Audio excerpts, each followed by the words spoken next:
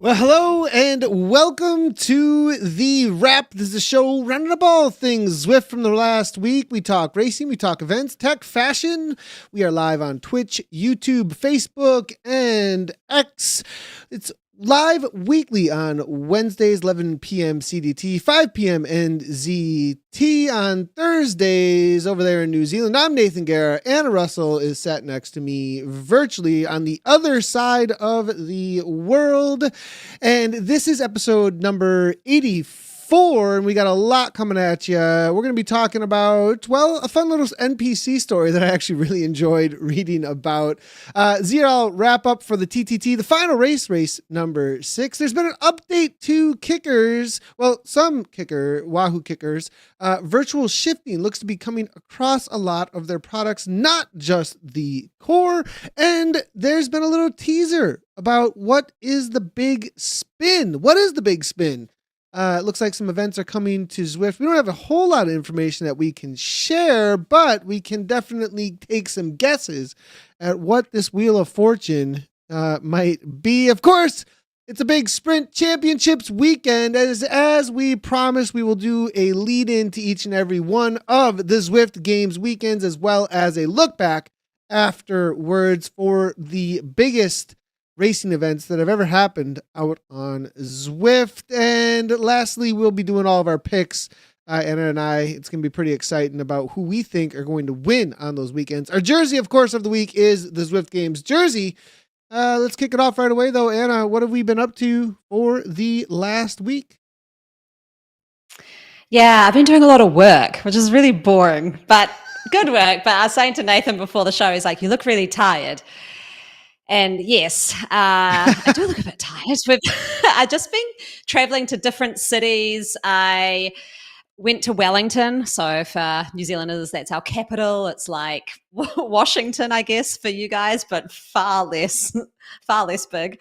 And had a great time there and did a run actually. Found one of my Zwift friends, actually. Two of my Zwift teammates live in Wellington. So I got them to send me details for a local race, pub 5K, went off and did that. So that was cool. Used the gym spinner bike, which Did you lift sucked. weights? Did Anna lift weights? No, do you know, I went into the gym and I looked around at all the weights and went, nope. Oh, man. Ah. No, I saw the spinner bike. I saw the gym spinner bike, which was a nightmare, but it was fun. Just did some spinning around and a little bit of working out. I missed the TTT this week. I wrote I got really into the detailed plan of it. I got to see this plan. I got to see Gabriella got a copy of the plan and she was like, whoa, this is really well done. I was like, oh my gosh. I was so desperate for us to win. I just wanted nothing to go wrong. Claire was an awesome DS. She took the plan, but she executed it great with the team. The team was awesome. So I vicariously lived through them. I was really disappointed to miss that. But it was great. It looked like an amazing end to the season. I watched some of your broadcasts and yeah, it looked Did you hear my phenomenal. did you hear my frustrations at times? Like if I were DSing, because I can't do anything about stuff. And I was like, oh, I can't be biased. Like, just back off, Nathan. Leave it alone. I know, right? It was good. But that's why it's good. You can hear your frustration. Also, I just do want to do a PSA. We've got like a little bit of a drinking game going in the live chat. I am desperately trying to stop saying I was like this. I was like this, like this, like that. Hold us accountable. So We like. You got it. Hold us accountable. So if I sound a little bit stilted sometimes, I'm trying to find a different word to saying like. So there we go. Nathan, how was your week? How was my week? I've been racing a lot, like usual. I did the tiny races this past week, and wow, after all the talk about the new way to sprint, and this is a great lead-in to sprint championships, and part of the reason that we did the tiny races in-house was to get ready, at least for Gabriella, for the sprint championships. What better way to do that to go up against a bunch of A+ category men to try and figure out how to go crazy fast to a finish line. So, we talked a lot about timing things right at that last points race in the ZRL. And wow, totally different reality. The time over and over again in my Twitch chat. Nice timing. Whoa, insane timing. Great timing. So I'm not trying to pat myself on the back or anything. Just, I think I've finally got this pack dynamics kind of down. And if you watch back I still have the VOD up on my Twitch, but that's starting your sprint at a timing that you're going to grab the orange numbers from the mid pack or those that are around you prior to when the whole pack starts sprinting. And then there it is, drink. But so then I found myself around fifth wheel with those who started their sprint with a huge kick, only having to put out, though, probably 3 to 4 watts per kilogram less than they had to get up to speed, and then be able to kick another 150 watts over the top. Yeah, go ahead. Tell me this. Where in the pack are you starting this? Because I think that's where I'm getting it wrong. It depends on the sprint, though, too. So that's a hard one. Like, this is where every sprint is a little bit different. And it's not like I have a team lead out, but generally, if it was an uphill sprint, I'm starting from the mid because it's too much to come back. You're not going to gain that much speed. You can't go through the pack that quickly. And there's not that much landscape you're working with in an uphill sprint. So in Yorkshire. We were in Yorkshire on, is it the Queen's Highway? I believe the one Queen's Highway. Yeah. that's the final sprint, left-hand turn, right? Yep. Left. Yeah. Yep. And so that one, I was about mid-pack fighting for position and then waited until it went downhill to really give my final kick and then punch over the top. But I made sure I was positioned in the right spot to roll through with more speed than everybody else that was in front of me as much as I possibly could. But then on New York, I started from all the way at the back. We were on New York and we did the whole perimeter clockwise. Clockwise. So I don't know which one that is, but whatever that is, clockwise. It might just be park perimeter. And when we were about 500 out, I started from the back and started catching wheels. Maybe 400. You sprinted. You started sprinting. I started, sprinting, like full gas start sprint for me. If I went kick is over 1,000 watts. I never hit over 1,000 watts, but I won the race. So I went at about 500, 500, 500, 600, 600, 700, 900 now back. And that was all I got. That was like, it's this more drawn out, get the speed up and then find your kick to come over the top kind of a sprint. Really interesting, actually. Okay. So that's kind of like these workouts Claire's had me do, which is sort of like there it goes. But you start, like I'm out of the saddle going pretty hard. And then it's a kick of like 15 seconds off that hard 30 seconds, right? So yeah, double kick is a thing. Teppy is in the chat saying double kick is, and I've been hearing this a lot actually. Double kick. What does he mean? That you have to get up to speed once with everybody going, and then there's another kick to go through those who are able to go with you. Gotcha. Okay. I need every single ounce of Zwift craft for this upcoming Zwift games. Maybe I should cut up those tiny races in a little edit and throw it on YouTube. No, I think keep those for yourself. Anna's already got them lined up. Okay. Nope. Don't share that, Nathan. Yeah. Okay. Yeah. Barnes is saying, that he agrees sprints are now 800 meters. That is great to know. But what happens if you go at 800 and you just end up? You got to find, you have to make sure. Yeah. That's the thing is I went just enough to not fly off the front and use whoever went too hard. And they've already risked. And it's such a timing thing now. It's so timing. And so remember when there was a fight to be at the front wheel and then you're like, you're holding,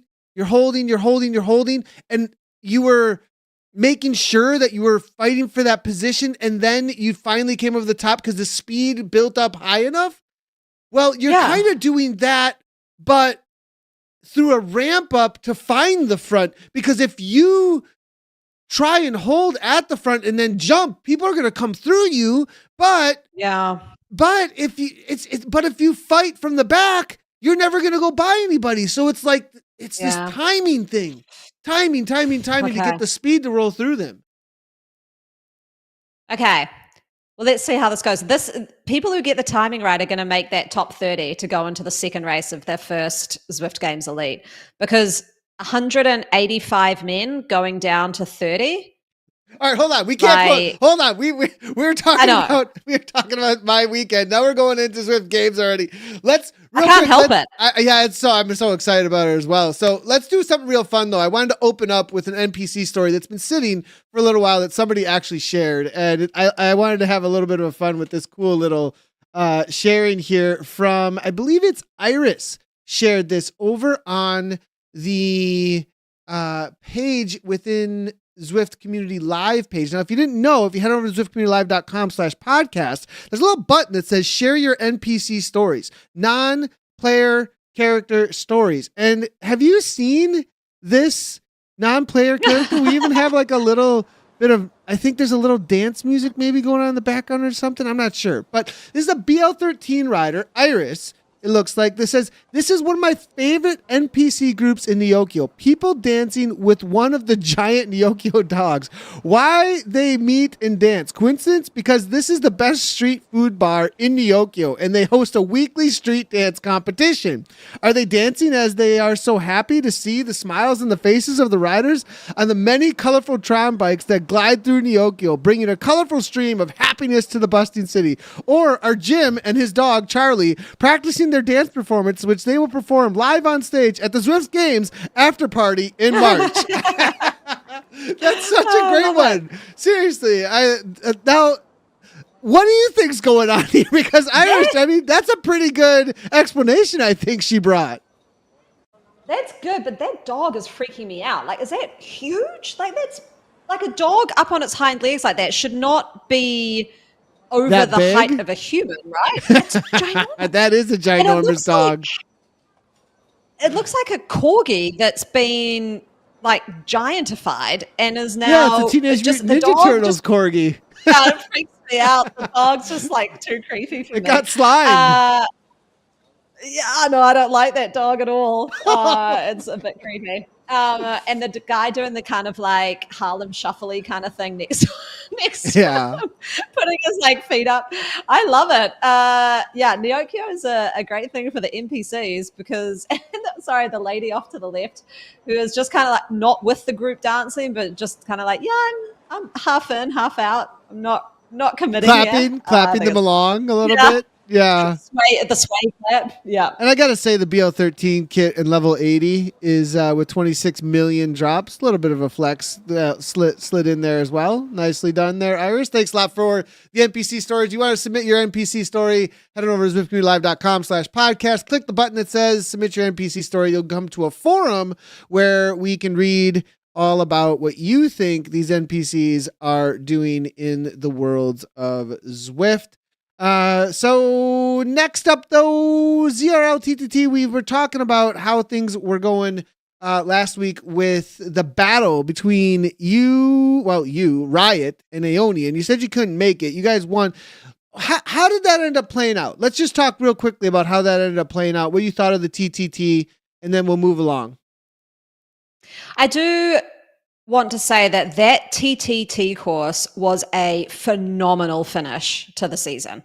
It made you really think about how you were going to come together as a team, and it made you really selective on the riders who could ride for the team on that course.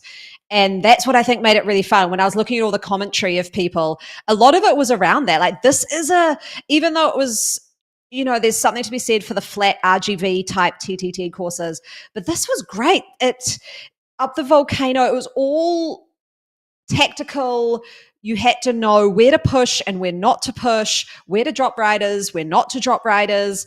I thought it was amazing. I thought it was a great finale to the season. And from what I could see too, there are a lot of leagues that had really close battles at the top, which also tells me that, I didn't love all the courses. Shout out to Innsbruck Ring Scratch Race. But I think that the way it was formatted made it great for close racing, because what we found, at least in ours, was the teams that have great sprinters did really well on those points courses, really well, because they could just get their sprinters there, get all the points. They weren't going to drop on some of the shorter climbs.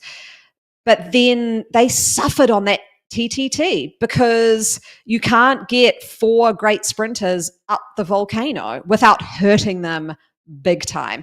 And so it rounded out the strengths and weaknesses that all the teams have. And I guess I'm biased here, but Riot's strength is a very tight power profile. So this is why we haven't won all the scratch races, is because we don't have the season like the Christina Grossman, who's just this phenomenal sprinter and can go get us a ton of points. We're all kind of the same. And so when it comes to TTT, that's actually a ginormous strength, because we could pop over the volcano with 5 riders and pretty much have all those 5 riders until the last 2 kilometers. Yeah. What I saw throughout the day was battles like you were talking about, where teams that may not have been as involved at the top in the points race or even in other TTTs, I would say. As you said, it was a championship course. It had just enough of everything to challenge the teams, and teams could show up, throw in the right riders, and then have them really show their talent throughout the entirety of the course. And we saw situations where USMES in the B1s, I think it was in Americas, it might have been, they were 8th place and took 2nd place on the day. 8th place in the league, 2nd place on the day. I mean, that really shows the parity across, giving different formats like this that everybody kind of gets a chance to shine, which I thought was really, really cool. I raced, and I remember some of the people on my team raced should I say too many races a day? I don't know. But yeah, I just remember saying, it's okay. It's okay a lot. I was like, it's okay. And I was trying to console people so much. Oh, sorry. And because up front, we did a really good job of keeping a straight line. And I was doing 3 watts per kilogram, and they were doing 52 kilometers per hour. I mean, wow. We were dialed up front. We did a 12:17 at the first check, which was matching most of the top times. We just couldn't climb as hard as some of those other times. And maybe can I just ask? Go ahead. You know how you said you were dialed? Will you ever on a live stream, because I'll tune in for it, finish the race and do the Ben Shelton, Remco Evenepoel celebration? Do you know the one where they're saying they're so dialed? Have you seen that one? And they go... Can you please do that? I'll send you a video. It's the podcast. Anna just put a fake hand phone to her ear and then hung it up, just so you know. It's the hang up the phone gesture. Oh my gosh, I love that. Like, we're so dialed. Boom. Oh, we're do so it. Dialed. Next one. we got undialed. We've got the operator. We got a busy signal about halfway through the climb. It was ouch. And because our agreement is usually climb at 6 or 5 to 6, and that was not happening. I got to the bottom of that climb, like doing I don't know, like a lot of noises, just out of control. And then people were, wow, I really say that way too much. So this is the anti-like episode. That's what is happening right now. We do not like this like episode. Not at all. So that whole thing, I can't believe how much I said. And I started recognizing it during the race too, that I was just consoling people. It was so hard. It'll be okay. Question for you. It's all right. Yeah. Oh my gosh. What did you do up the climb? What was your strategy? Because we have our climber go to the front and just hold the pace. Yeah, cool. That's it. Did you change it at all? Because I reconned, and this is how in the weeds I got right, is we have Megan sit on the front, and I have to keep telling her this will feel easy for you, but it's borderline for the slower climbers. So, but when we get to the flat, you can't be crushed because you need to still contribute. So she was great. So she was going up, and it just enables people it's draftable, right? So they're drafting on her. But what I found was there was a segment where it went a little bit down and then into that long flat bit in the middle of the volcano. And I thought, if she stays on the front, she'll get swamped and we'll lose time on that flat bit. Even though it was only like 800 meters long, I was like, we'll lose time. So I said, once you get over that bit, Gabby to the front, straight away. Gabby drills it through the flat, keeps the momentum high, and then we're back on the climb and Megan moves to the front. And that works. I think it was those. If the dragon tail or whatever you want to call it, you have the domino effect that she comes through, but then someone grabs that wheel, which grabs that wheel, which grabs that wheel. Because if you don't do that train, there's separation a lot of times. So everyone kind of has to slot in to whoever's passing them fast. Essentially. So both the climbs, I had allocated a scorpion tail. I called it a scorpion tail for this one. So I'd allocated a scorpion tail to sit there drifting at the back with like camera angle 0 if they could, and look for any gaps and start to stretch it out, pull it up, stretch it out, pull it up. So I think we did really well. personally. But like anyone, I think the last 3 kilometers up that freaking dirt climb, not dirt climb, but the climb into the desert. Isn't it crazy how that climb, because you're so drained at that point, that is the one that gets you the most, because you're 50 minutes to an hour into this race. Yeah. And it crushes my soul because you get to the top and you just think you're basically finished, right? You're like, we're back in the desert, yes.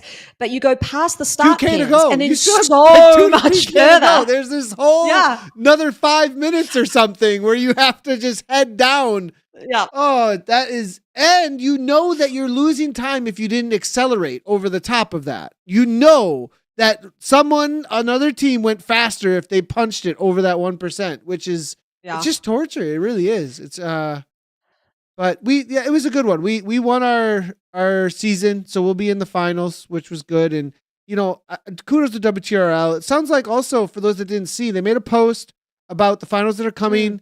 There's going to be voting actually for the courses. So the voting is going to Oh, there you go. That might win actually. We'll just get everybody to go for it there. So that is a good one. That is a good one. I hope we do use that. But there will be points at the end. A TTT and a scratch will be up front. It'll be a points race for the actual final race. So yeah, that's what's happening. Okay, I'm going to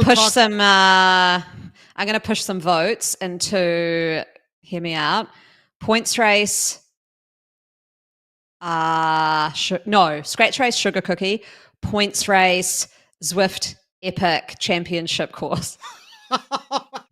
There's no way. There's no way. You would never. So good. Oh man, it would be, but yeah, right. On a Tuesday night. On a Tuesday night. What time is it by you? 3 hours. I think because it's daylight saving, I'll be like midday again, which is perfect. I'll have 2 hours before I have to go pick up all the kids. So I'm in. Gosh. So be on the watch out for that. Voting, everybody. You're going to want to go vote for what is your favorite selection for that. And that'll be it for our ZRL wrap up. Let's move on to Kickr updates to virtual shifting. What is going on here, Anna? I got some of the details. I think you've done a little bit more because I think you really, really are excited about this.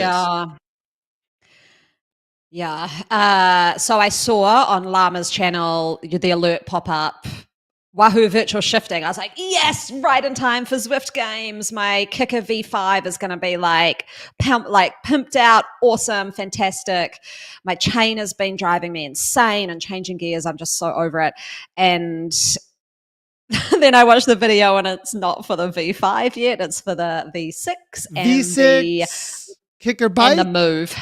The Move. It's the Move. Okay. Because the bike already has virtual. Duh. Okay. Yeah, the bike's already got it. Yeah, because Nathan, they don't have a chain on that thing.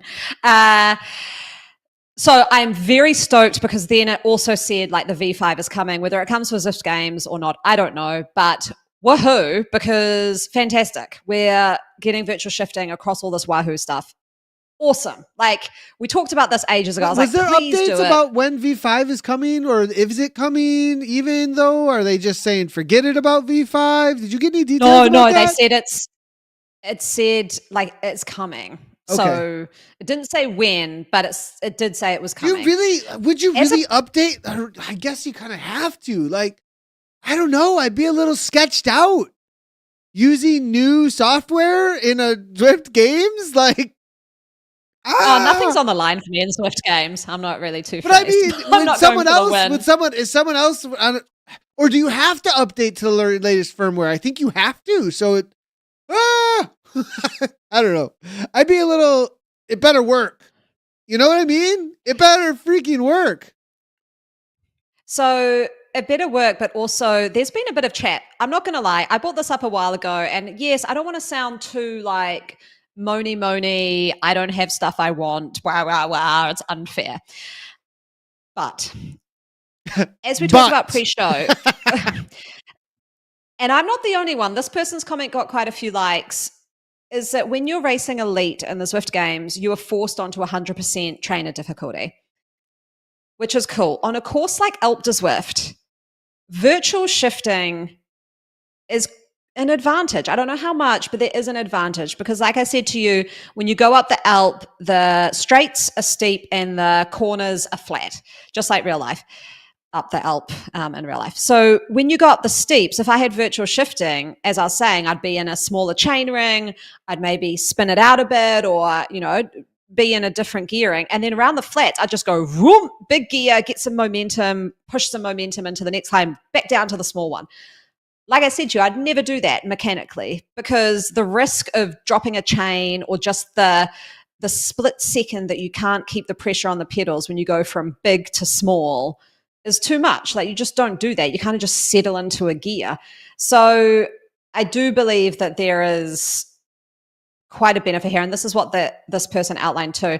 I think as well, what is interesting is when it's on 100% smooth. trainer difficulty, yeah, super smooth. The part I'd want to know, and I know Barnes is here and Tepe, is that I don't know if this is a thing that guys have as well, but when I'm on 100% trainer difficulty and I go descent, so I'm thinking about loop to loop, and you do the Zwift QOM descent, which is quite steep off the second loop, I spin out because it's 100% TD. The downhills are the actual downhill gradient, and I max out gears. Like I can't. Yeah, Gabby's been maxing out pedals too. I've been on virtual shifting for like, I don't know, a month or something, but I've heard her grinding that 11 tooth a lot lately, almost double chaining, losing wattage, having to go so far over. And the more you diagonal that chain, the worse your watts get actually. So there's that as well. So, and the more you're messing around with moving that chain around, I mean, we're just selling trainers, but we need, let's go. Come on. Cause we really need, it's the timing. And that's the thing, the timing. And that's where you feel like, yeah, we need to move it forward right now. But this weekend, really? Can we not get it across all of them? Like, ow, a little bit ouch there, and I got a little bit of bias here looking over at the trainer that's a V5 going, really, I almost bought a V6 a month ago. I'm kind of like kicking myself a little bit because we're not going to get one before this weekend. So, ouch.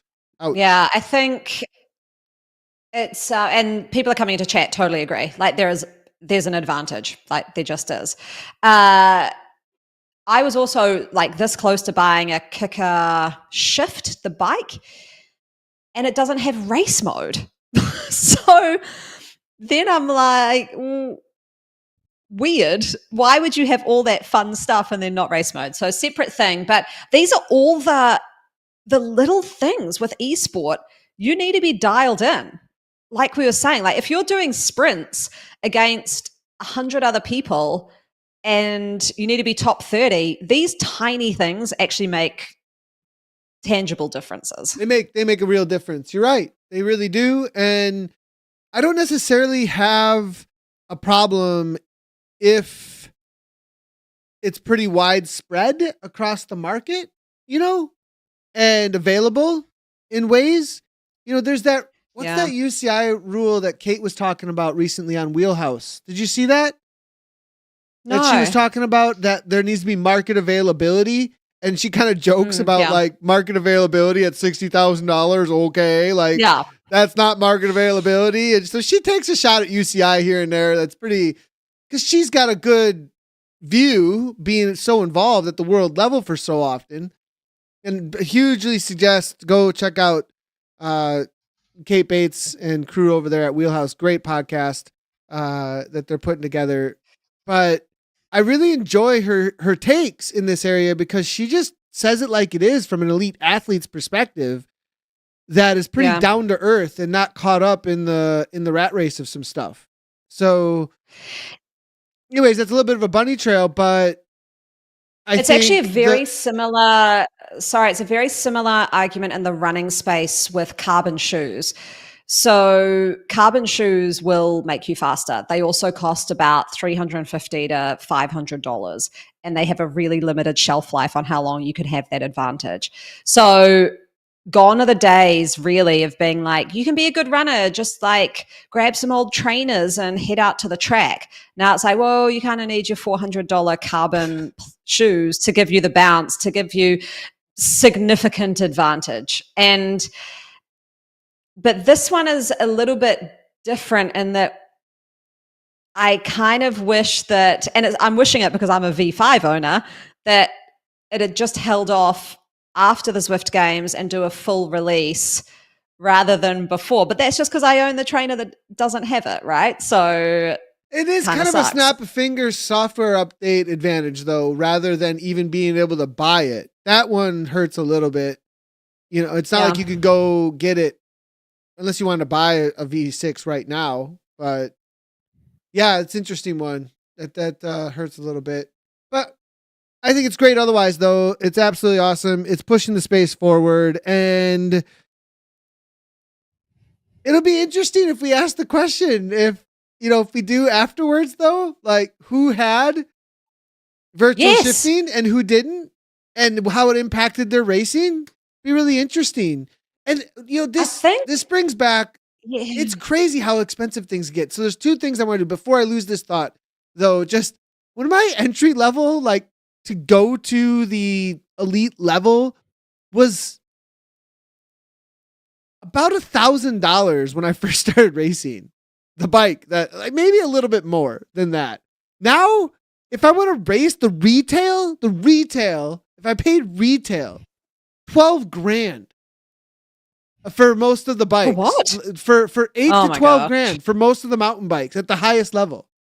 It's like, that's crazy how much it's changed from when I first started racing. And that's way beyond what inflation actually is. Way, way, way beyond. So, but obviously we're going way faster, though. There's no way I could race that bike. There's no way. That bike is so much slower. Minutes slower on the same course with the same fitness. I would think maybe not. Yeah, probably minutes. So there we go. I think in the long run, I think it's amazing that the relationship between Zwift and Wahoo has got here. Yeah, because there was a period where the chance of most people, especially in the Southern Hemisphere, even getting their hands on any of this was impossible. So I am absolutely for the movement it's having here. I just really want it myself as soon as possible. Just really being selfish. Come on. What the heck? Yeah, come on. So Barnes has gone out and got himself a V6. I don't know if he had it before, but he's got one. So he's got the virtual shifting. I think Barnes is working with Wahoo. I think he's got some top secret stuff going on. Oh. Yeah. Well, that's cool. Yeah, it's really cool. All right.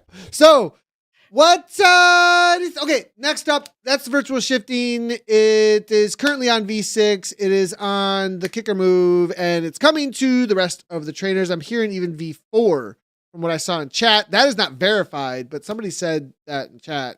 It seems to know what they're talking about. But will it come to my parents' Kickr snaps? Virtual shifting just comes knock on everyone's door that has a trainer. Please, virtual shifting. It's like Santa Claus. It's going to come down our chimneys. Yeah. Oh my gosh. What is the big spin? I don't know. There's this thing that's happening. It's spinning. I just saw it on Instagram. And somehow the thing that's up on the Alp suddenly is in this big spin. I don't think we're all riding up the Alp, right? Like, it seems like it's going to move. Like, suddenly we're spinning this wheel, but there's other things on. Maybe we should just show the post. Because did you see it? You saw it, right? I did see the teaser. I thought it was amazing. I mean, I saw the original teaser on the PC Master Race Facebook page of however they got a hold of all those images. But this is the official teaser. Let's see if I can bring this teaser up here real quick, because it was pretty cool, actually, what they did. It was a reel, wasn't it? Yeah, it was a reel. A big spin. So, and it's getting a lot of attention, actually. Let's go ahead and bring this up on. Oh, come on, Nathan. I obviously don't do this enough. Here we go. So, Ride, Spin, Win, coming March 11th. presenting. Why don't I have any sound? Is the sound really loud or anything? What do you think of the music? Game for sound. What do we got? We need to like pause on that. It's like wheel. All right, I'll pause on the wheel. I'll try and get a pause on the wheel because that's really what we need. That's really the interesting thing here, right? It's got this like 50s. Song. This is like 50s. There we go. Wheel, socks, helmet, jersey, bike. A bike? Shoes. Yeah.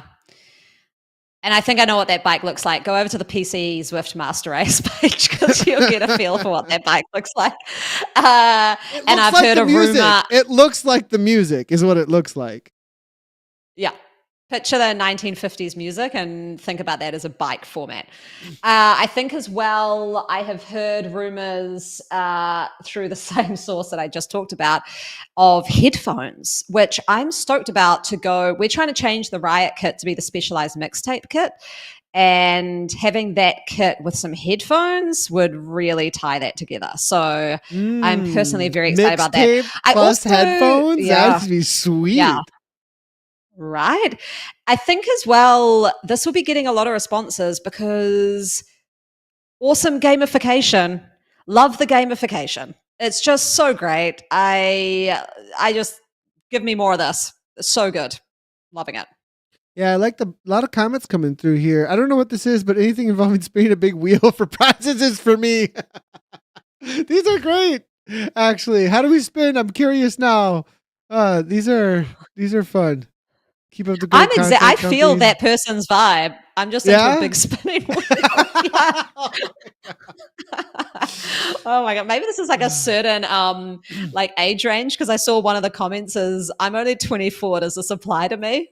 I'm thinking, is this dating us? Wheel that we love of Fortune. Wheel? Where's Dana White? Yeah. So anyway, I don't know anything else much about it than that, but there's a lot on. There's like these Zwift games. There's this thing coming in March as well. They're really sort of pumping it out for the end of the indoor season for you guys in the Northern Hemisphere.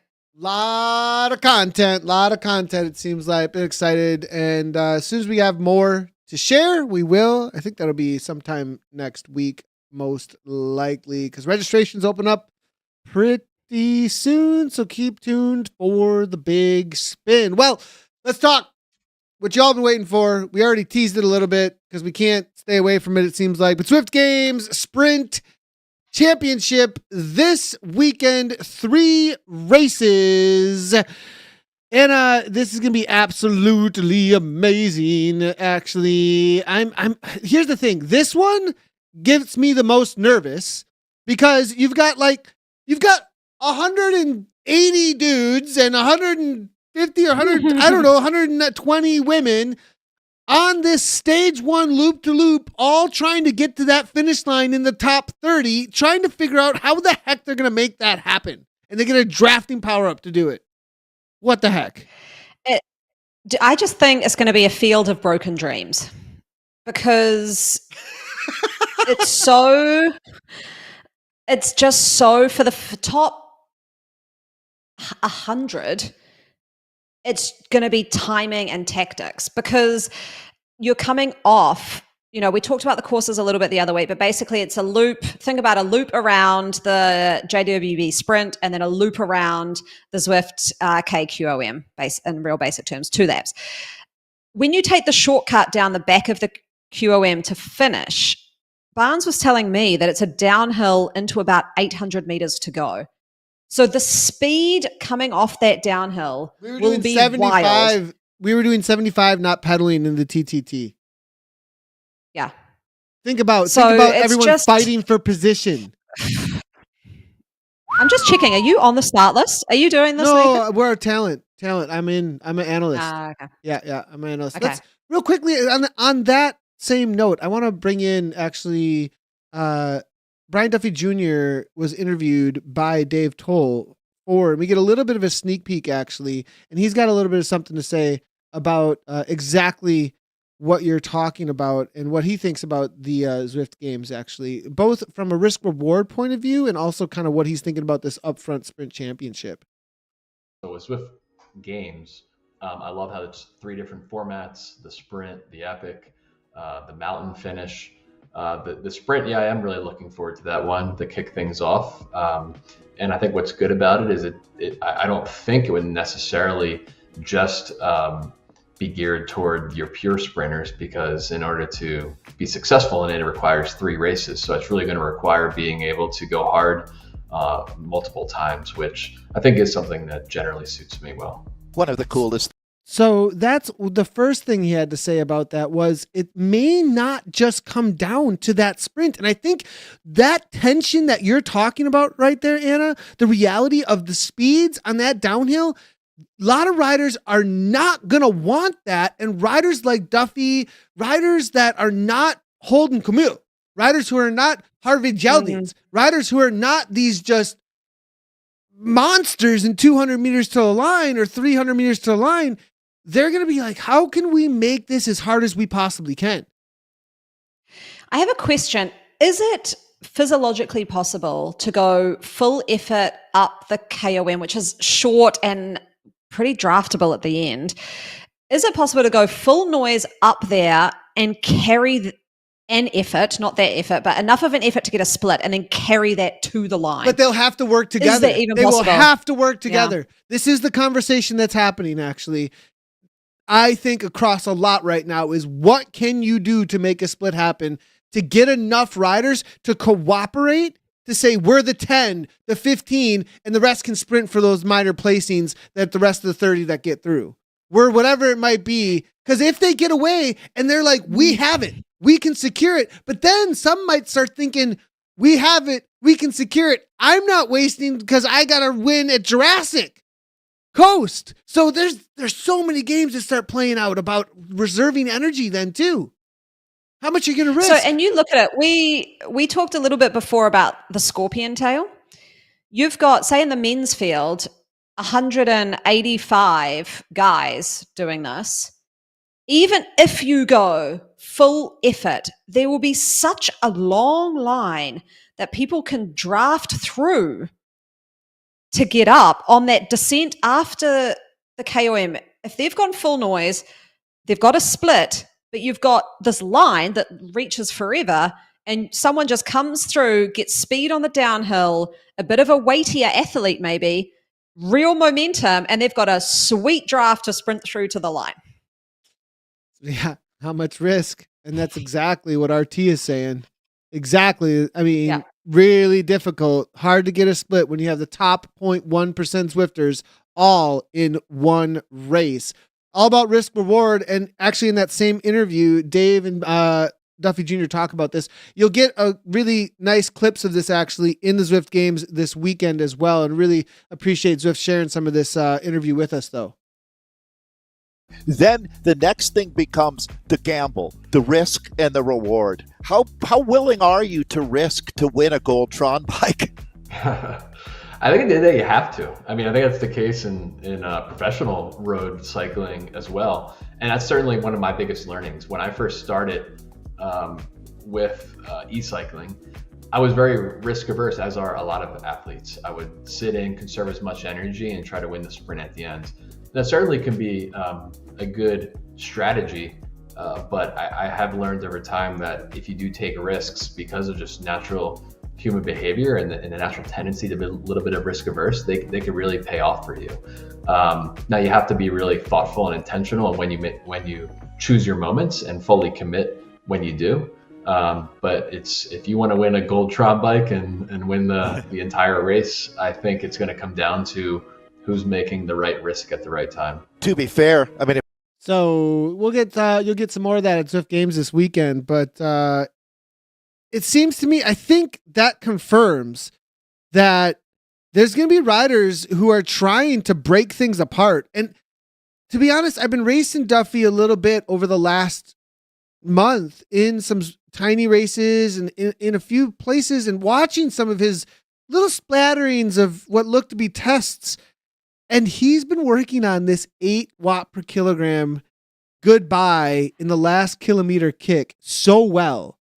He has won so many tiny races, not in a sprint. It's almost impossible to do usually. and just has like 5 seconds on the field. And this is top Amen European tiny races. No joke. So, I mean, but there'll be some that can do that. But that's the thing is, if you don't want to gamble that much, I mean, it's a gamble either way, right? And I don't know if I want to gamble with 100 coming to the line with these pack dynamics right now. And if I don't got that kick. The question I have too is how much a team's going to work together? Because it's not a team event, it's individual. Like your team doesn't get the Golden Tron and the money. You get the Golden Tron and the money. I think they're not going to work. So he actually mentioned that in the interview too. He said that we're not going to work against each other and we'll set each other up as best we can. But I don't necessarily think that they're riding for one or something like that. Right? Like we won't chase the teammates or whatever. We'll work together to get the best success for the team. And we're not going to like throw each other under the bus, but they're still, it's not a team win. So this is where I think it's going to be super interesting in the parts of the race that aren't the decisive parts, which I would say is the KOM. The rest of the course is relatively flat with some rollers. If this was a team race, you'd be sending people off the front and then forcing others to chase, right? But if you've got a teammate up the road, I mean, you're kind of not going to be like, well, I'll just leave them there. I also want to win and don't want to do that. So I'm intrigued to see how this goes. Is it just going to be this big pack that rolls around the first lap, hits the KOM? There's some selection there, probably from 185 down to 100. And then the 85 could probably just catch up again on the flat. And then you do the flat again, hit the KOM. In the men's and women's, I think there's a high chance in the women's it's just going to end up in a crazy bunch sprint. I think the women's will separate. I think there'll be more separations in the women's than there will be in the men's. I think that's what I think. I think that the women's racing is I think that there's not as much parity within the women's racing. I think that there's a very, very strong crew that can split it down to 30 or less if they really want to and are willing. Or if they're going to reserve and fight each other. I think. But this is okay. So play this out though. So you go over the QOM the first time. The difference between me and the best, and quite clearly here, my goals are not to win. My goals are let's try and make it through to race 2, right? So you go over the QM. You've got some hitters who could probably do that QM from GP races I've done in the past on it, maybe 10 seconds faster than me. So you have a select group who could do that time, which may only be 15 riders. They get over. Who is driving the pace in that situation for the next? The first time? Yeah, the first time for the next full lap. Who's driving that pace? I think it depends on how many people get into that pack. If you end up with 30, they're all going to love it. Like if you got around 30, they're all going to work. Every one of them are going to work together. At least that's what I would. And then once they have enough of a gap, they'll start messing around. But if they get 30 over the top of that first one together, I don't think they are going to. I don't think that first one is going to be when it happens.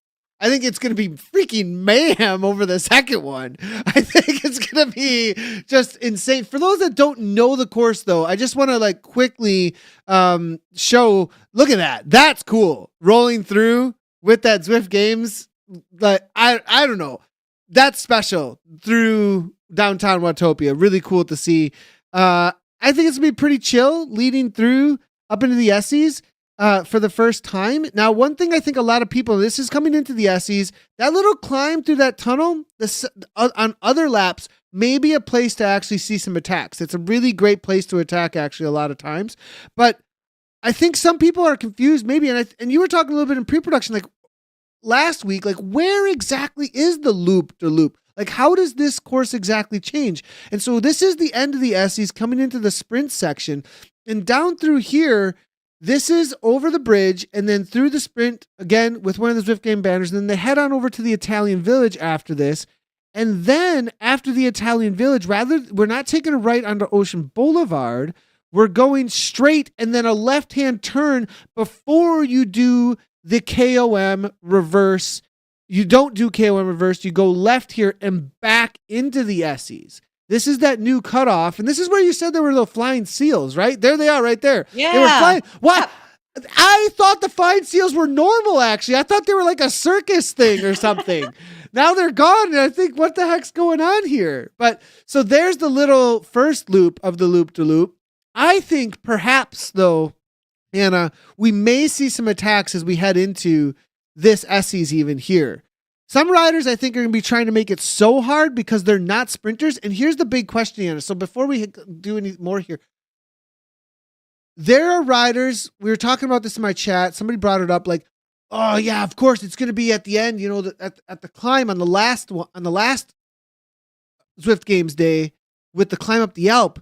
Well, the favorites they're really who you're looking for. I'm like, because the first two, they can't win those. At least I don't think they can. Maybe a Tugels I think could win, but I don't think Tugels is doing the first two. I'm not positive, but a rider that's like that can do all of it, that's a really good all-arounder, yes. And can win up the Alp, yes, 100%. But I think that if these races play out the way that they're sprint and more of a puncher in the middle one, it's going to be more about those top 20 on the climb that are thinking about for the overall, not who wins the climb. A pure climber is going to win. Yeah. A pure climber is not going to win these 2 days at all. No way. And so if they're thinking about the overall, they're thinking about get the heck away from all these people at any point that I possibly can to give me a chance to win the overall. But well, wait, like you're saying a pure climber couldn't win. Not win, but do well in the sprint one. I disagree because I've just said it in chat too. I think this is going to be so chaotic that people could win this first one or be in the top 30 that you just think, how? Yeah. Top 30, I agree. I agree with top 30. I do agree. But we could find someone who could win the climb, be out. That's a possibility. But I think they could make top 30. But top 30 is 70 points if you're 30th. It's then 80 points. I mean, so the winner gets 100. The winner of the next one gets, let's say they get top 10. They get somewhere in the 90s. All they have to do is climb into a top 20 at the climb to get the overall then. Even if they lose to the other. Do you see what I'm saying? Do you get what I'm getting at? I think the first two are way more decisive than the final is what I'm trying to get at. And so that's why this one's so important. Oh, I think the opposite. Like, I think the last one is, I could look at the women's field. I don't know about the men's field. I could look at the women's field and say there are maybe could count on my one hand who could win that one. I look at this race. But a lot of people are only doing the last one too. Think about that. Who aren't in the points. Yeah, so that doesn't count. I'm only thinking people points? Who are doing this straight. I don't know the rules on that. Do they? Would they? That's a good question. I don't know. Down to the last race. Is it only series riders that get series points, or I don't know the rules on that one. No, it's just. I think it's just points. So it's just your straight total points. tally it's of just, points. It's but I mean 100. So first place gets 100 points. But what if they're not doing the series? Do they count as a series rider? And do they get 100?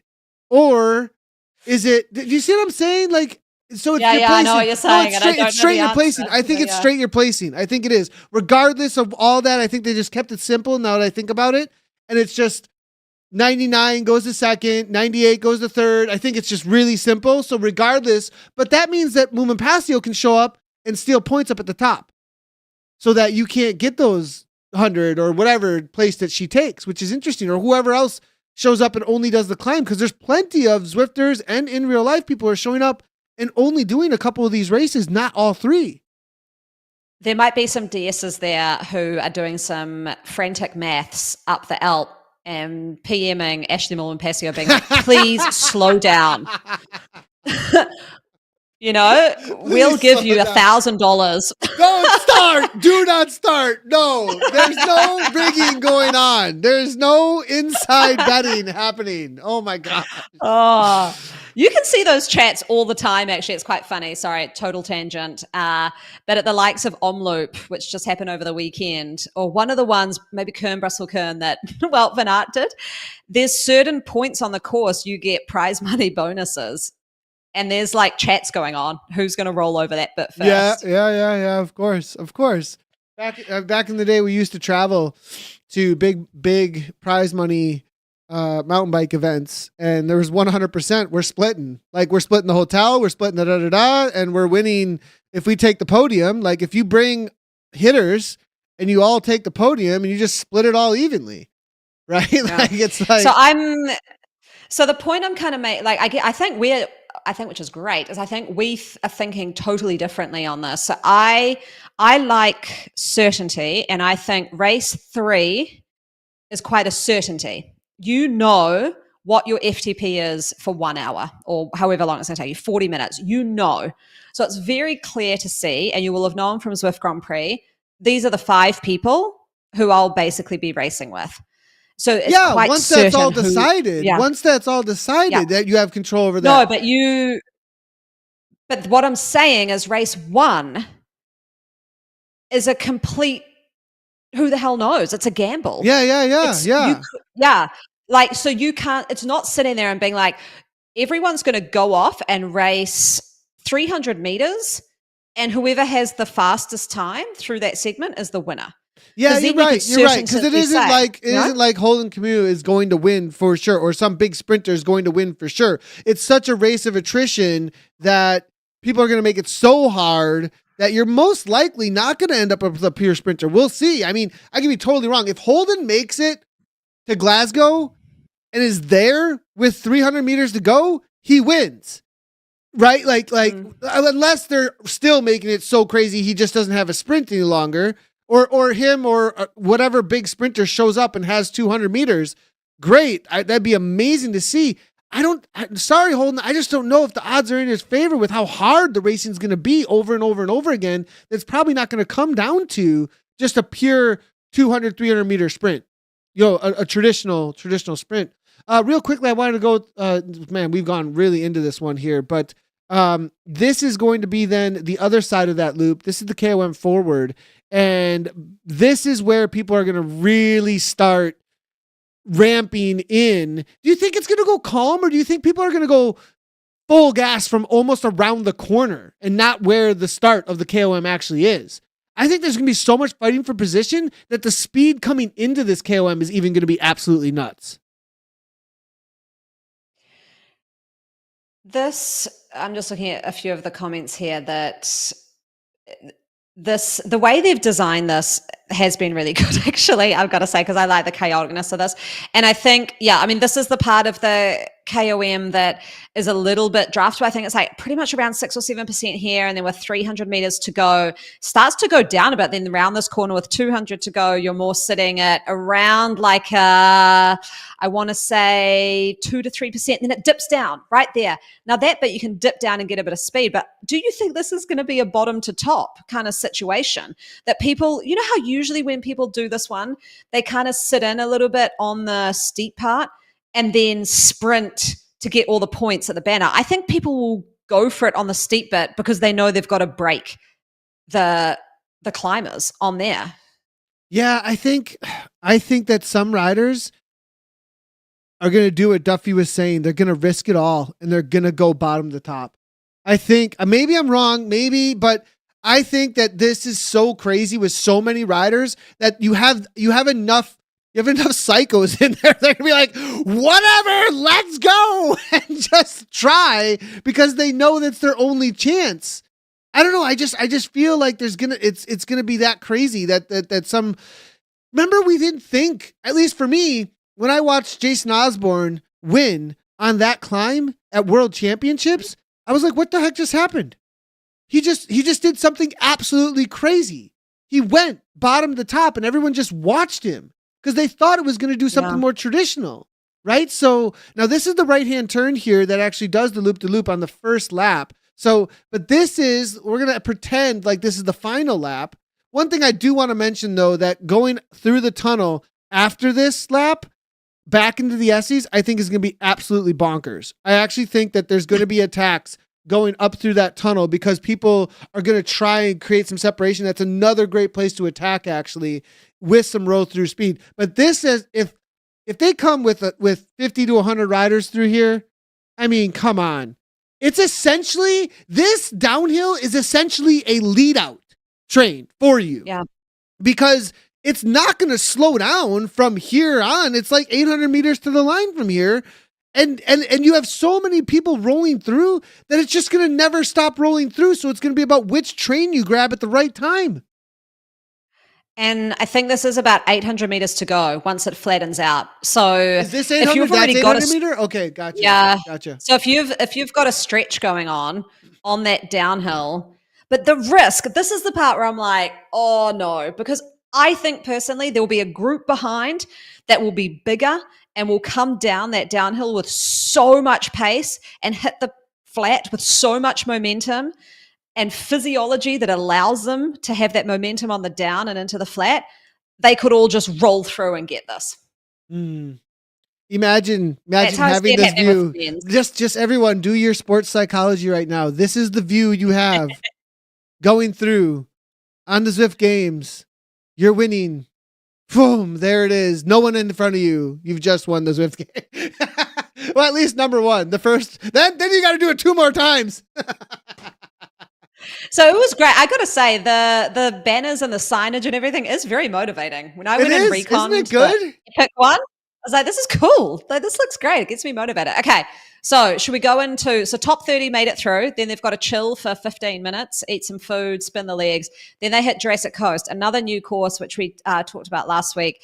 You head up through Titans Grove is the first. Oh, sorry. Did we touch on, do they have any power-ups for Loop de Draft. It's a draft. Okay. Yeah, that right? You get at the KOM. draft. It was draft, right? It was Yeah. draft. Yeah. Yeah, at both the sprints. But not the KOM.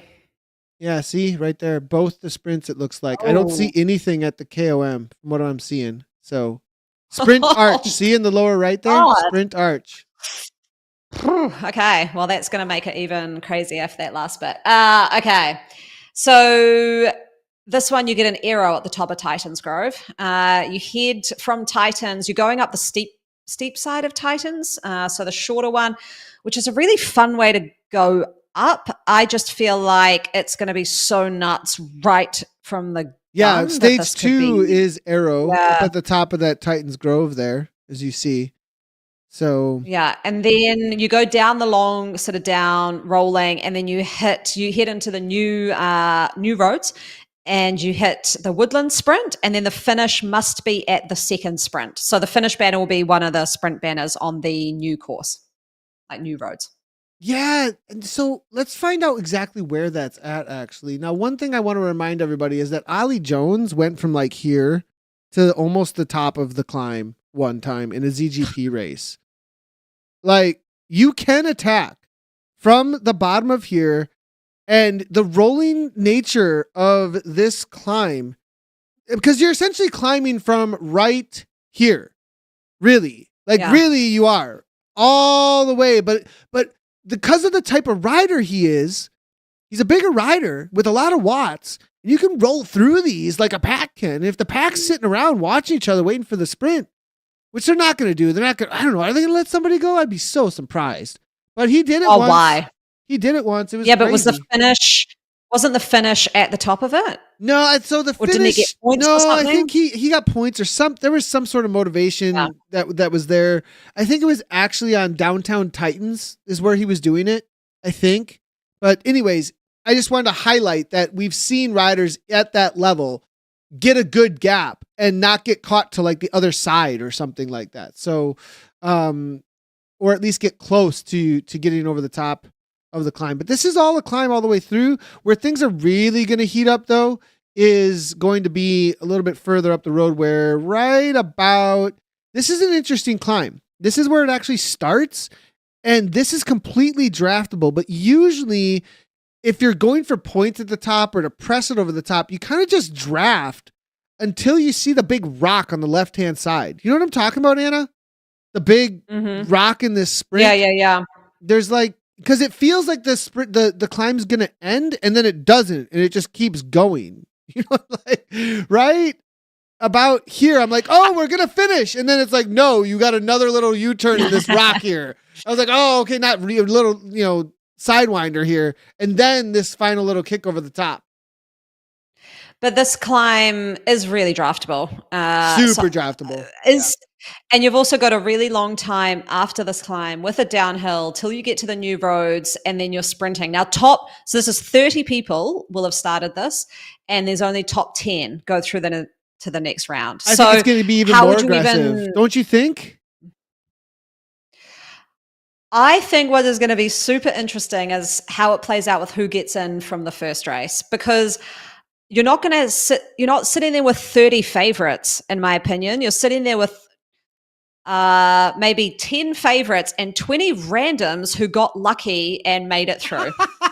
And the beauty of that is that those 20 people who are like, oh my gosh, I made it to round 2. This was like my whole goal. Oh, who cares now?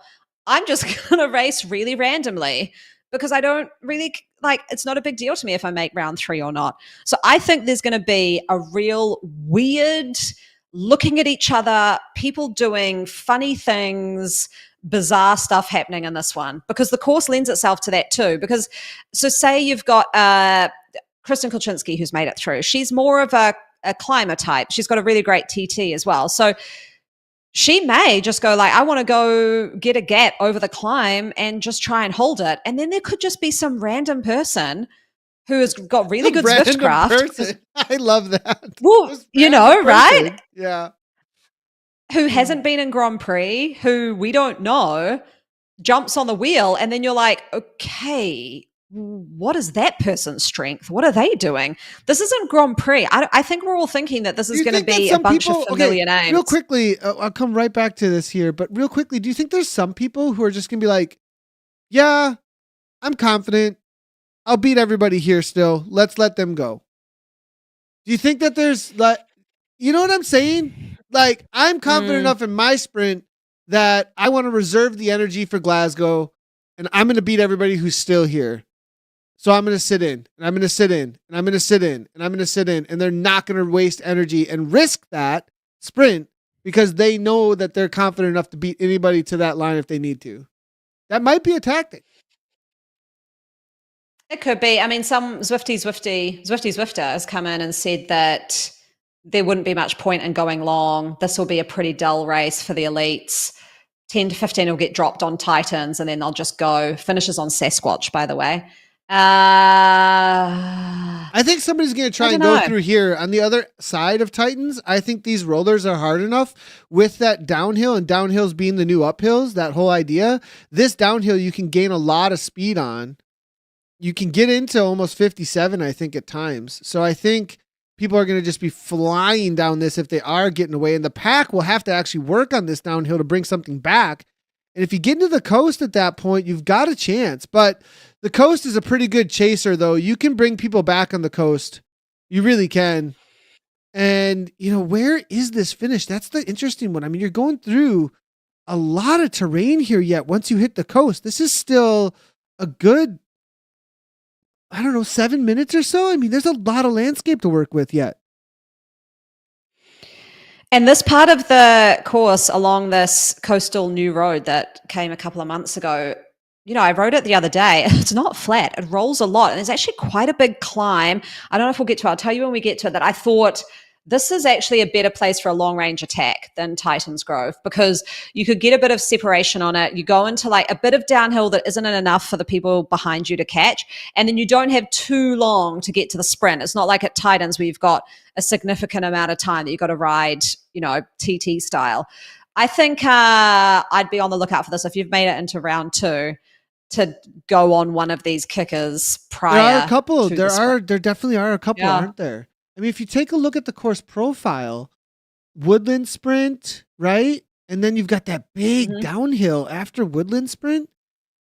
And I Yeah, think and that's see, then there's that little kick before the line. So there's like the sprint, but before that, there's a little bit of up and down as well. So there's heaps of parts of the course here that you can use to your advantage. Absolutely. yeah, I think this is the climb right here, and then this is the long downhill actually. Yeah, There's steep too. this is really steep. I think this is the woodland sprint then as you're coming through here. Look at that. Super long downhill. And then after this, you're actually climbing for quite a while. Yeah. This is the climb I'm talking about, this one. It goes up and then a bit of flat and then down. So this is the kind of one that I'd be wanting to see attacks. A little bit of opportunity you're thinking there? Yeah, because look at this downhill. It's barely anything. And then you're sort of into flat again. So you could stick it. You know, we had that chat the other week about why that course was so good in ZRL, the one that went up part of the epic climb and then turned onto the bypass. It was so good because it was up and then flat. So people could stick a break really well.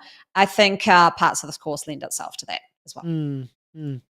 Let's see if we can find the actual finish, because I think some people do have a question, like they're not as familiar with this specific course, and there's so many sprints on it that it's like, okay, which one exactly is it? But it's the one right before Sasquatch. So you go through all this foggy woods and everything, and then you hit that little town leaving the fog, and this is the place where it's like, what is this town called now? Haunted houses. Yeah, the haunted house town. And then it's downhill. And well, there's actually a sign right there. Oh, that's for that place on the right hand side. But look at the big Harry's I like Exploratorium. that. I know. There's look at the Sasquatch flag on the upper right there. Oh my gosh, it's so good. But this is a downhill into an uphill. So the amount of momentum you can carry through, that's where it's going to be about. If you start your sprint at the bottom, you're not going to have enough momentum. It's got to be from back up on that hill. That you got to start it from back. Like, think about that. Like, really, this is where it's going to start ramping up. And then I think it's back to front from the bottom, from the top of this hill. Boom. Then like, and all the way from there to the, I mean, think about how long of a sprint that is too. That's going to be like a 45-second sprint. Yeah. Something like that. This is good. Wow. I will just be super intrigued to see who is racing it out in this one. Because also looking at the field, I don't know the men's field as well, but the women's field, there's quite a few people on that list who I know are really good racers who haven't been in Zwift Grand Prix because the time doesn't work for them, but are very good at sprinting and are going to kind of be unknown. So I think this is, I think people think like it's going to be arrow power up. So the speed again, crazy high. Good point though on randoms coming in. Who's this random? Who's that random? Yeah. I would picture it a little bit like you see the Tour de France Femme, which is the one I watch a bit more. And you've got the races of opportunity and you've got the races with all the pressure. So you see SD Works, who had all the pressure, got beaten a couple of times by Phoenix de Koenig because their riders are like, oh, what the hell? Like, what have I got to lose? And it survived. And we've seen that a lot actually. This year too, plenty of it this year so far, which has been really cool.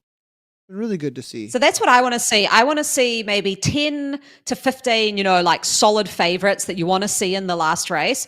But the other 10 to 15 are just this random entity that you're thinking, okay, what are they doing? Swifty Swifter thinks that it's going to be, I don't know. I get the feeling it's not going to be. I get the feeling that this course is going to lend to some attacks, but maybe there may be negative racing. It may be totally different between the two races too. It may be complete, like one might be kind of negative racing and one might be super like just aggressive nonstop racing, so, and you get two totally different flavors then.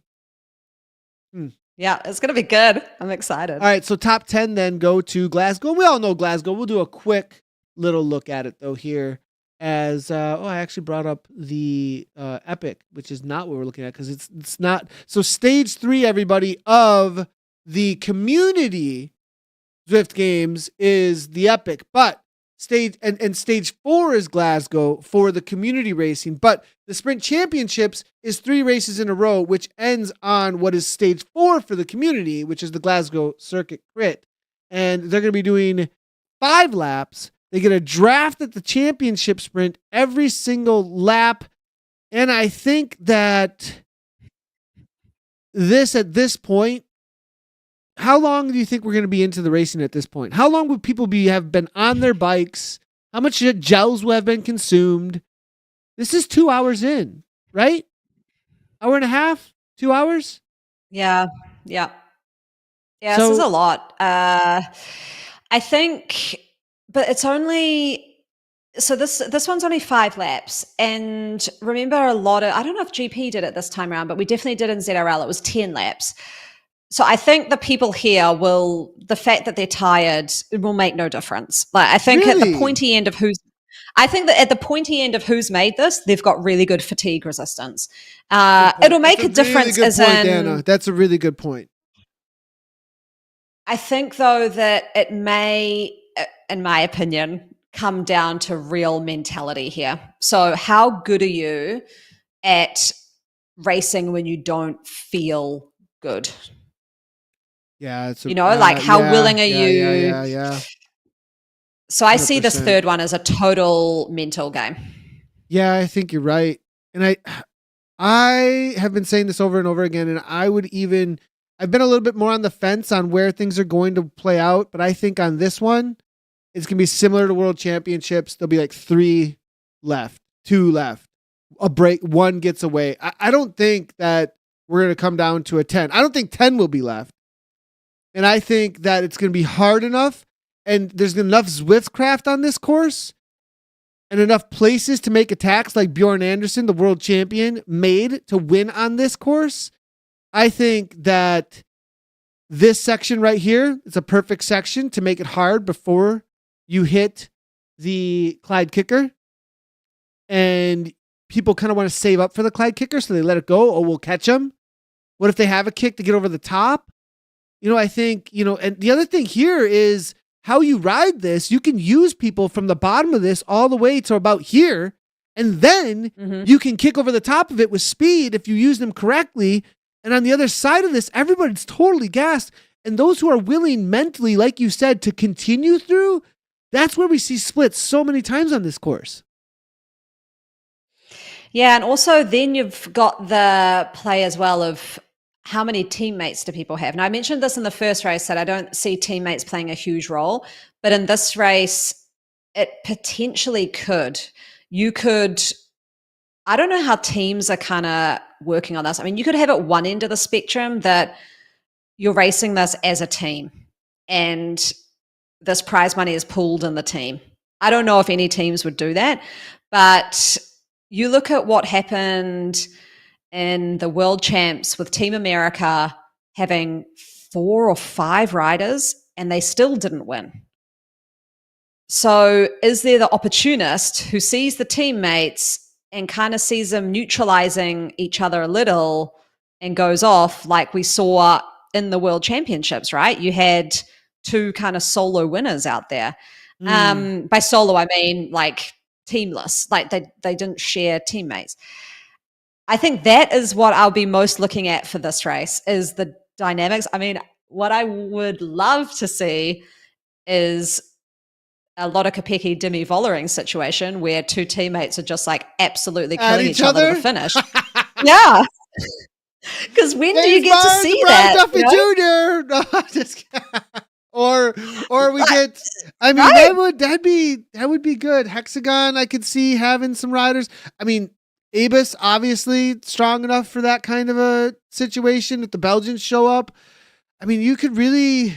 Yeah, that's a really good point, actually. Wahoo Lecole, they've got the riders. They've got the world champion. Ayo has on the women's side of things. Ariel Verhaeren versus Cecilia Hansen to the line. Imagine, right? That's what I want to see. I just want to see ruthless, no one is my friend here racing.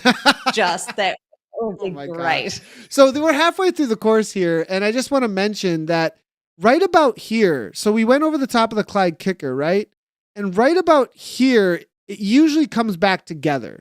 There's this little bit of a downhill, and then there's this bump after the downhill, And then right here, you still got a little bit of a gap if you made a gap usually. And then right about here, they're done with the effort to bring it back.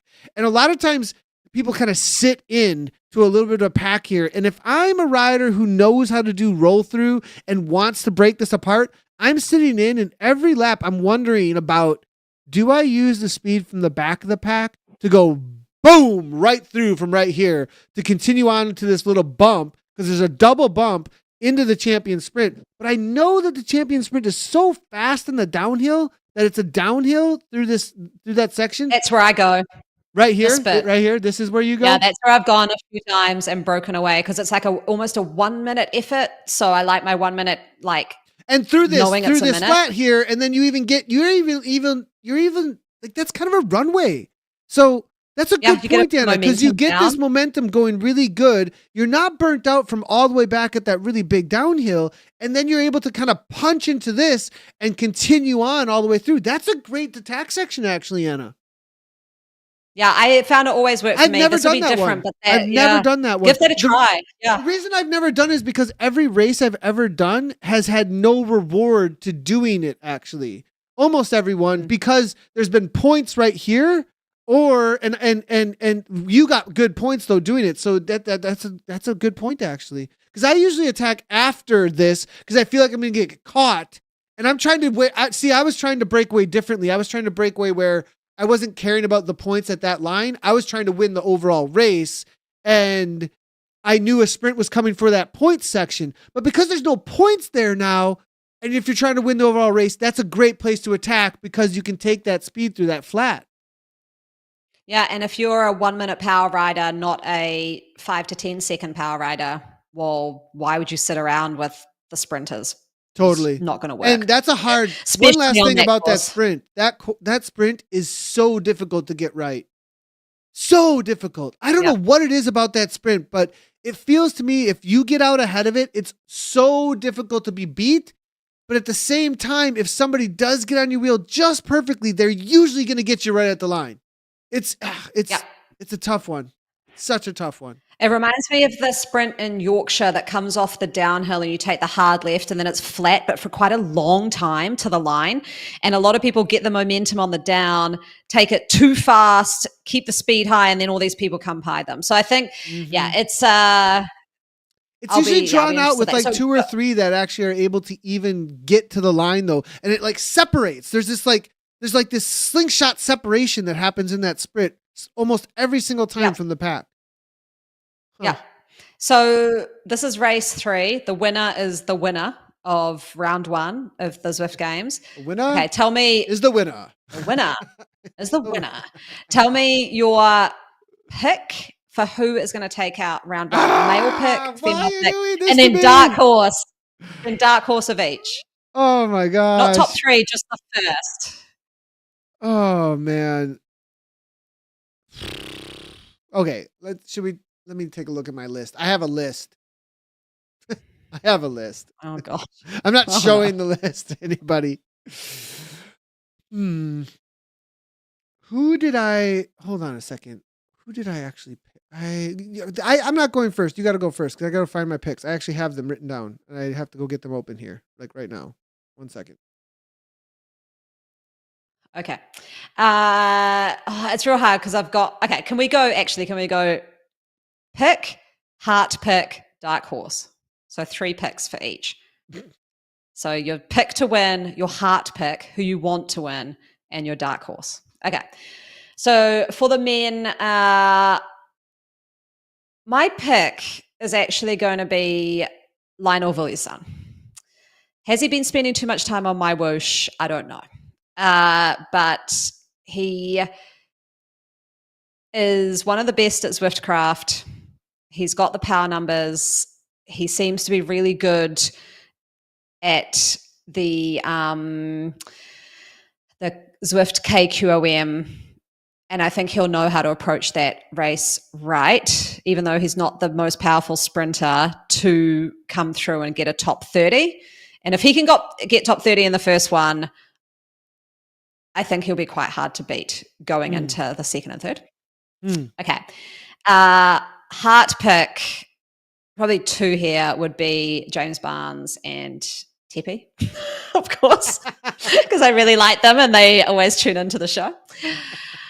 And Dark Horse, I wish what they'd had was the little pro things next to them, because I can't tell if there's a rider like what we saw in the World Champs, who's like a sort of pro junior rider who has come in and then sort of suddenly won it.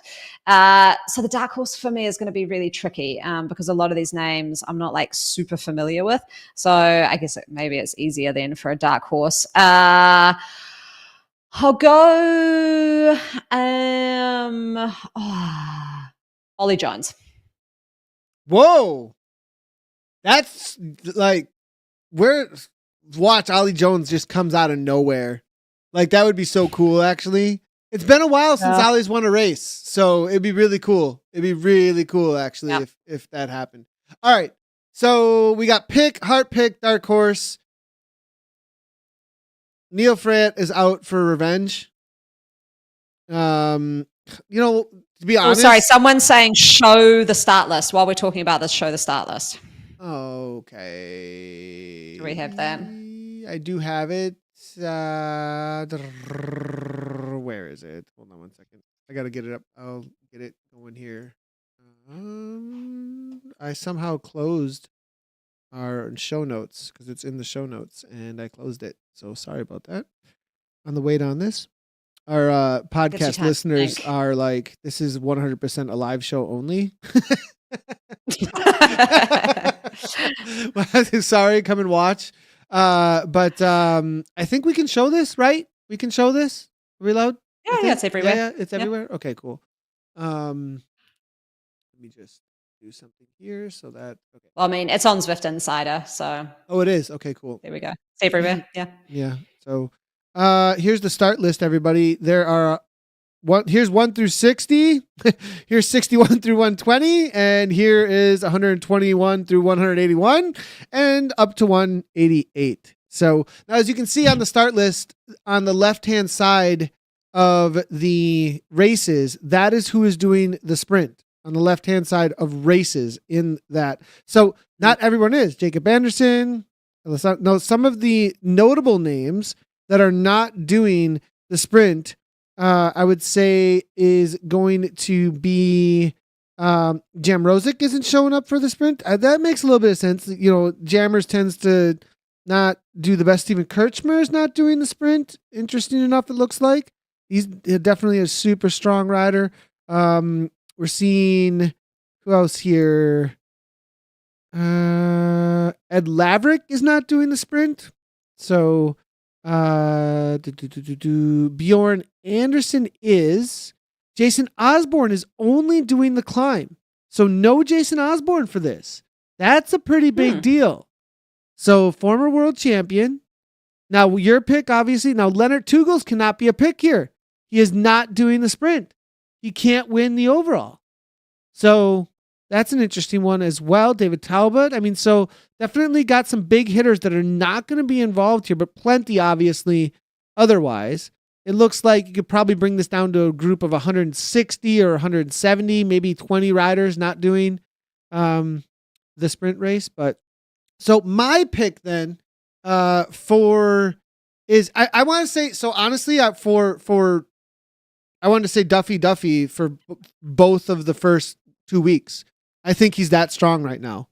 Wow. Yeah, I think he's that good right now. But I think Neil Freyet then, and I'm going all American here, I guess. I mean, I guess I'm just going all American. I think I just have, I think I have U.S. nationals like in my head a lot though too. Like, so, and I think Freyet is really wanting to come back and it was so close. It was so close.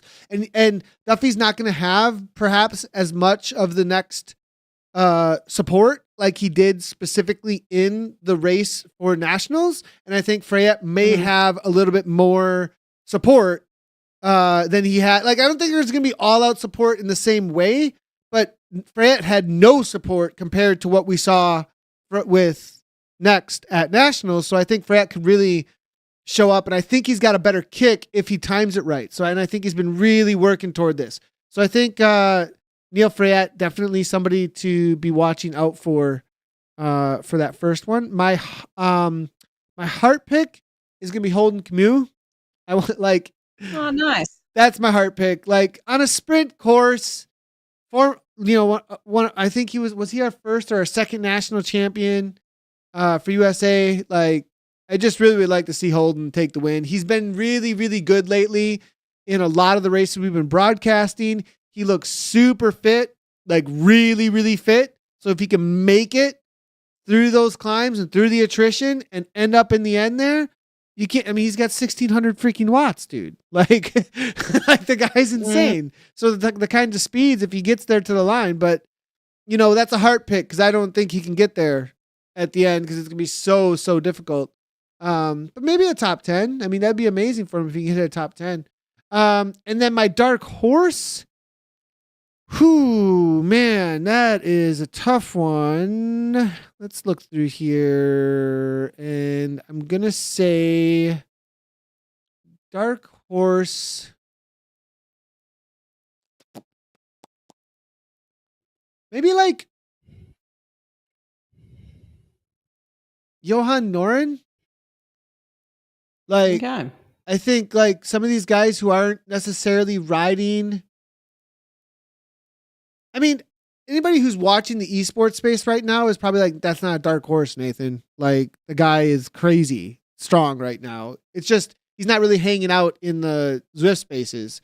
He's doing the pro, in real, the pro, inside, indoor specialist type thing going on wherever the cash is, I'm going, and so, Yeah. I think I'm saying he's a dark horse because people are like, who is that? Whoa, where'd that come from? So that's what I'm throwing there. So Okay. on the women's side of things. Okay, my pick for the win is Gabriella Guerra. So there we go. No pressure, Nathan. I just think she, again, if she can make through the jeopardy of round one, which she should be able to because she seems to, she's been practicing the tiny races, like you said. She seems to have good Zwift craft, knows where to go in a sprint. She also will be in the selection over that climb. So then she's putting herself in the best position. The second race, again, depending on how it plays out, I think she's got enough cards in her playbook to go TT style if it goes on the Titans, go for a sprint in the last spot or even go a bit early. So I think she's just a bit more of a well-rounded athlete in this one. And then in the last race around the crit circuit, I think she'd be probably one of the best in that style of racing. So there we go. Gabby for the win. My heart pick is actually Lou Bates because she started the Zwift World Champs on the Glasgow crit circuit and had a technical issue. And I would just love to see her line up in the same course, in the same kind of format of racing and not have a technical issue. Totally. And I was put rooting those for her demons so to bed. much. I was rooting for her at World Championships, and I think she could have won World Championships. I actually had her as my prediction, and then she had a technical, and was out. That was so sad to see. My heart was actually broken for her, sitting at the studio, like, where is she? What happened? So. Yeah, exactly. And then my dark horse is Lam Kong.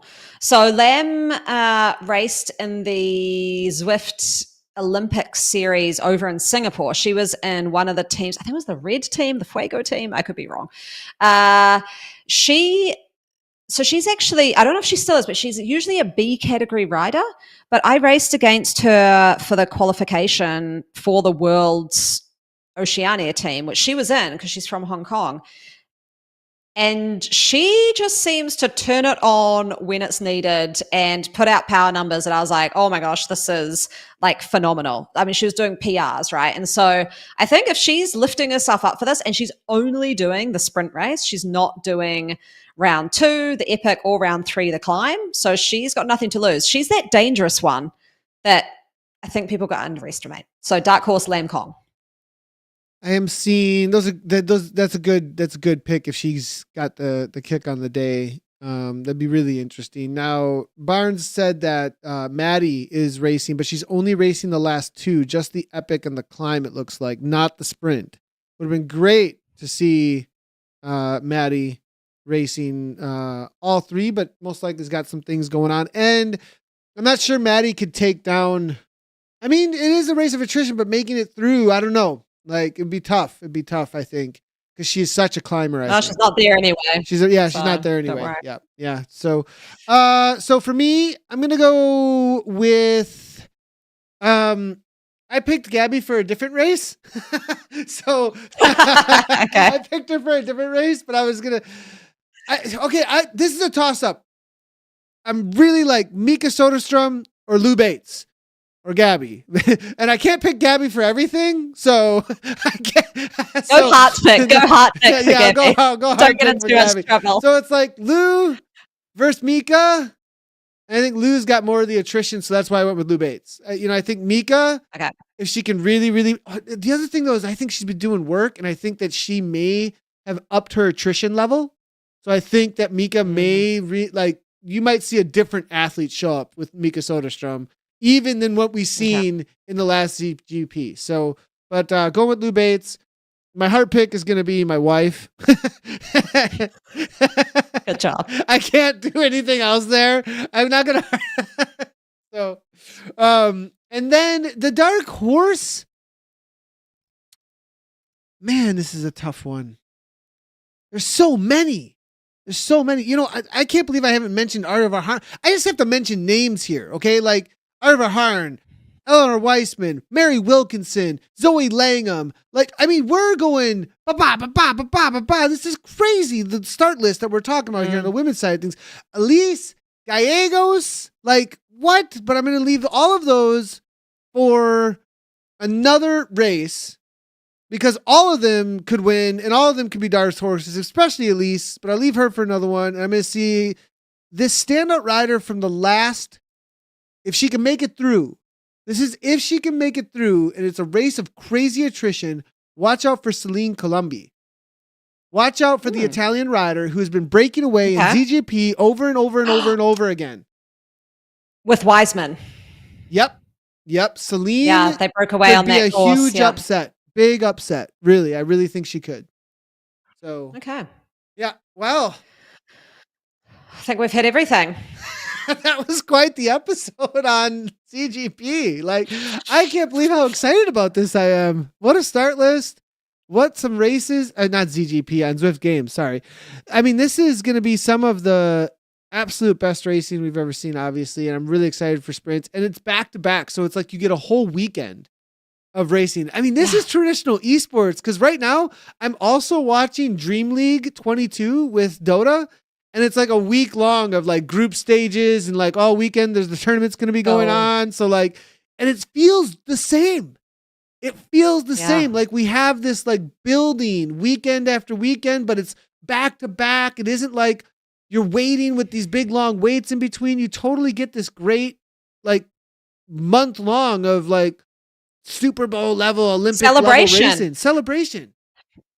It feels to me like just a celebration of esport racing. You have the elites doing their thing, and then the whole next week, there's a ton of Zwift game racing for the community. So you can and what's cool is I wouldn't be surprised if some of those elites go and do some of those races. So suddenly you're like, oh, there's that person I just saw. This is epic. They're in our race as well. So yeah, I think it's awesome the way it's formatted. How to watch it is Zwift YouTube will have the elite racing. Are you covering any of the community? Yeah, racing? We're going to be doing Zwift games. We're going to be doing Zwift games. I don't know if we're going to change up from Mondays, but we are at least going to have standings. And Zwift games is replacing Z Racing. That's official for sure. That is happening. Oh, nice. So instead of having Z Racing, but they're swapping every 4 days so that the bigger races are on the weekends, the longer ones. So you're not on a Tuesday or a Monday or something doing something really long. So you're able to then. So yeah, the only thing is whether or not we can do any other coverage. We can't really. So we might be able to throw in an epic race or something here and there, but we haven't scheduled that yet. But for sure, the regular Monday Z Racing, which that crew, I got to give a shout out to that crew. I told them I would on the podcast. It has been an absolute party. It is, if you haven't done some Monday hangout noon Central Time USA racing, you got to show up and do it. It is, the chat is off the hook. And it's at the point where nobody cares who's verified or anything. It's just like fun. Wild it's West. just fun, and people get a good workout, and people say things, and they're like, okay, and blah, blah. And like, but it's just a good time. And definitely check that out. We'll be doing that with ZGP throughout the entirety of March, and we'll have the standings. We'll be showing that and everything. So, do want to shout out to, there's go to the Zwift Insider page on Zwift Games. There's specific women's only racing. So you love they just changed that up too, right? That just came. Yeah.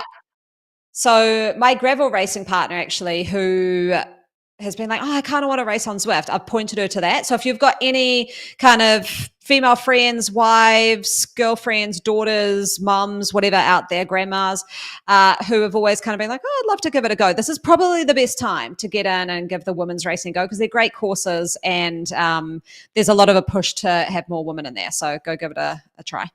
Awesome. Well, of course, the jersey pick of the week, Zwift Games 2024 jersey. And as we said, I think this will be a lot of our picks throughout the month of March, analyzing each one, I think, of the pieces. I just made that up just now. Anna might be like, what the heck are you doing, Nathan? But what do you think of the jersey if we're going to analyze the jersey itself, all by itself?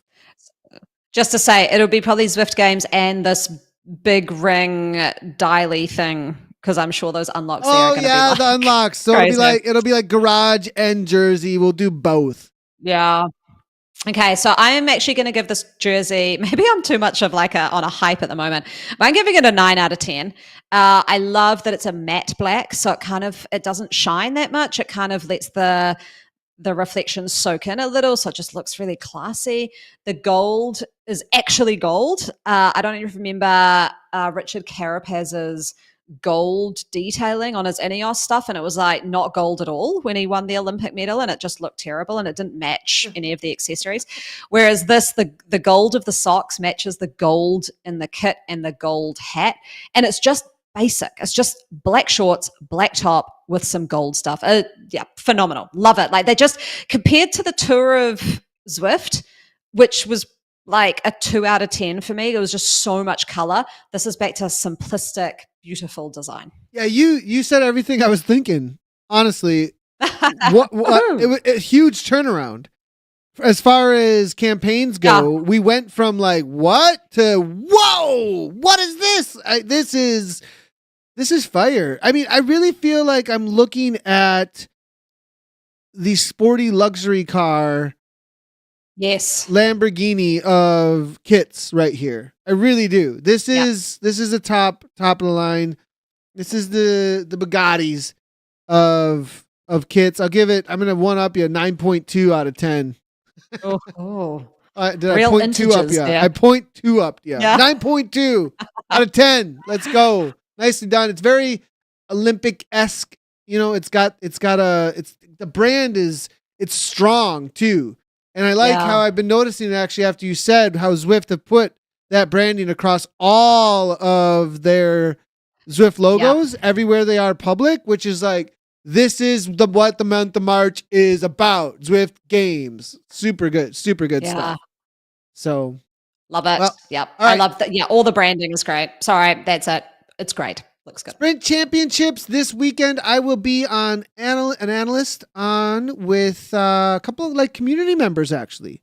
So we're gonna have community members and myself as analysts chatting throughout the race with commentary also back and forth going on at key moments. So it's gonna be a lot of fun. And then obviously there's some a lot of interviews with community members, with racers going on. So check out Zwift's pages. Their YouTube, they already have them all scheduled for Zwift Games for this weekend. So what are you up to for the next week besides Zwift Games? Yeah, so I'm actually racing the Elite Zwift Games on Monday morning, my time. But I'm also down Oh, yeah, it's at Monday for you. I forget about that. It's a bit random. Also, I'm commentating Ironman New Zealand this weekend, so Oh, I will nice. be on the microphone for about 20 hours, which is really good race prep. So that'll be, but I love it. It's so good. Are you doing it Sunday or is it Saturday? No, Saturday, 4 in the morning till 2 in the morning. So 2 in the morning, Sunday. Yeah. Oh, go to sleep. 20 hours. Don't get up till Zwift Yeah, Games. yeah. It'll be fun. But it's awesome. So if any Kiwis are listening or watching and you happen to be there, it's a huge New Zealand event. Come say hi. I'll be in the big tower with the microphone. So I wish I give could me a go yell. and say hi. That sounds like a ton of fun. It's awesome. And then Zwift Games, and then I actually really want to do one of the community Zwift Games. Just I'm on the real Zwift Games bandwagon. I'm going really rogue and just back to. So Claire was coaching me up until March to kind of get me prepped for this stuff, and now I'm sort of from March on just having some fun, like probably racing too much and doing some fun things on Zwift. When does the Less actual community racing start? I didn't. Like, when can I do a community race? I've missed that one. Huh. So they start from March 1st. So Okay, March so, 1st to 4th. like, tomorrow. Yeah, you can get going. Awesome. March 1st to 4th is sprint. March 5th to 8th is also sprint. March 9th to 10th is epic. March 11th to 15th, sprint again. March 16th to 17th, climb. And then all the makeup races are March 18th to 31st. So all of March. I'm going to do a lot of streaming of Zwift Games. That's what I'm going to do. I'm going to stream Zwift Games racing just to get a feel of all these courses and what's going on with them. And that's what I'm up to. 100%. That'll be my training, because I've also got somebody who's probably like, Nathan, give me all the secrets. What are we doing here? I love it. So that's what I'll be doing most likely over the weekend, is just a lot of streaming. And then obviously I'm in with the productions, so that'll be a lot of fun. Well, thanks everybody for tuning in. This has been a long episode, hour 51. If you didn't know that this is also a podcast that you can download, I forgot to say it at the beginning of the show, but head over to zwiftcommunitylive.com/podcast. You should be able to download this episode within the next 24 hours or so. And you can go back and find all other 83 episodes over there. Or you can also download it anywhere that you are searching for your podcast. Just search up The Wrap in Zwift. It comes up real quickly, and you can find all 84 episodes anywhere that you download your podcast. That's going to be it from Anna and I for episode number 84. We'll be back next week, same time, same place for episode number 85. We'll see you at Zwift Games this weekend, everybody. As always, ride on.